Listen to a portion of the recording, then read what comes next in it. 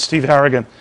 Well, you know, those strikes are continuing and the costs are mounting. Defense analysts are saying that the Pentagon could be burning through $100 million a day for all of this. This is our share of the cost. To Republican Congressman Ron Paul of Texas, who says why? He's had enough of it. He joins us on the phone. So, Congressman, you would stop this now or what? Yeah, I would have stopped it a long time before it even started, and I even suggested that Obama not do it. A couple weeks ago, I introduced the resolution that said that he shouldn't do it. You know, bring it to the Congress and debate it before he does it, but I guess he didn't get my message. Well, I'm wondering, the fact that the president went along with this, we're told grudgingly, Congressman, that he too realizes the limitations of this, or that the world court of opinion was such that if we didn't get involved, France or the others were going to lead the way, so we had to. What do you think? Well, you know, that's even worse. If he knows that it wasn't the right thing to do and leaned against it and then was coerced into doing it because he didn't want France to get credit for it. Well, that I don't know. To be fair, Connor, that I don't know. I'm just reading it from the weekend event. Well, anyway. But you don't think foreign aid of any sort is advisable, certainly in this region where we have a habit of picking the wrong guys, right? Yeah, I think foreign aid ought to be voluntary. When you like a country and they need some help, you can send them a check.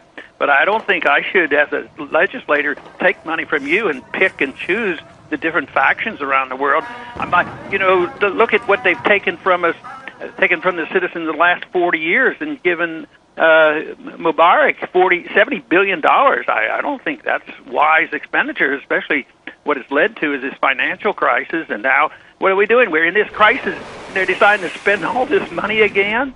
I mean, it makes no sense at all. And I think the American people are going to wake up a little sooner this time. I think they finally woke up and said we ought to get out of Afghanistan. But here we can't get them out of Afghanistan. Now they're getting ready to put us into Libya. Now, you would argue not too long ago, Congressman, that it's a slippery slope when you decide how and why you get into a country or a conflict. And in this case, to rescue people from just a brutal ruler, you got to do that for all the people in the region who might be feeling similarly, you know, shunned. So Bahrain would come to mind, Yemen would come to mind, and of course Iran would come to mind, right? Right, and it's pure hypocrisy, and I think the people see through this. That if it's a friendly dictator who's doing the harm to their people, we ignore it.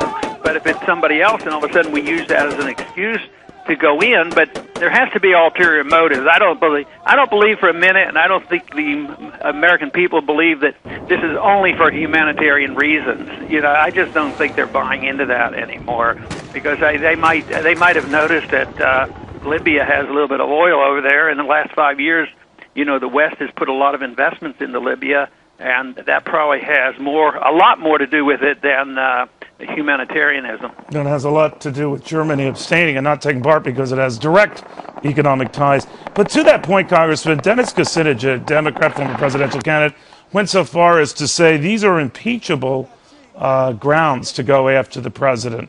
What do you make of that? Well, I think they are. I don't think that's going to happen. I doubt if you could get 5 people to do it. But no, I think so many of our presidents ever since World War II have done things they shouldn't have done, and technically they're impeachable because they're unconstitutional. But how many things have the Congress done that are unconstitutional? So it's a whole system that has just rejected the whole notion of the rule of law and obeying the Constitution. So I think that's a point you can make, but more importantly, what we need to do is wake up the American people, wake up the Congress, and go back to Congress next week, have a strong resolution condemning it and denying all funds for, you know, any adventurism into Libya. Congressman, I talked to Donald Trump not too long ago, and one of your folks had argued, I think, saying it wasn't exactly on the up and up for him to send one of his people to Iowa on a corporate jet. In that conversation, Mr. Trump was saying of you that you have no chance ever being president or getting elected. What do you think of that? Well, I wouldn't bet I have overwhelming chances, but, you know, I've often said, and I said this when I first ran for Congress, you know, it's a little bit risky putting your name on the ballot because you might get elected. So, yes, you put your name down, you might get elected. Right. But, you know, I think a good answer to that, and this is not an original from me, they said, I never believed Obama would ever be our president either. Do you think Donald Trump could ever be president?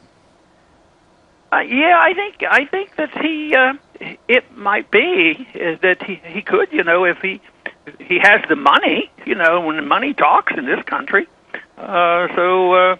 Yeah, if he puts his name on the ballot and spends all his money, who knows what could happen. Well, you had a way of raising a lot of money, $5, $10, $20 at a time.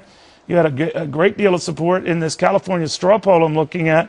Lo and behold, you're up top of everybody. You going to run? I don't know. I keep wondering about it. I don't know whether those polls are exactly revealing the real nature of what's going on. Well, who cares? Who cares? I mean, I'd rather be on top than on bottom in a poll like that. Boy, that's for sure. But how did Trump come out on that poll? Oh, very touche. Rand Paul, your son, the senator, had indicated that maybe if you weren't interested in running, the quote exactly here, the only decision I made is I won't run against my dad. So is this one or the other of you going to run? I have no idea, because I'd be surprised if he'd be ready to take on another campaign after getting in office for 2 months. I mean, you were there on the day he was sworn in. Right. That doesn't seem so long ago. Well, because I was there, actually, because I was there the day you were sworn in and talked to both of you the day you were sworn in, I think it only fair that one or if the other of you decides to run for president, you announce it and do it on my show rather than, let's say, Sean Hannity. I think that would be a waste of time, right? Well, as long as you promise that you'll call me when you make your decision to run for public office. Oh, you're coming right back fast and furious. All right. Ron Paul, thank you very, very much. You always answer every single question. Always appreciated. All right. The congressman, who knows what in the next few weeks, months,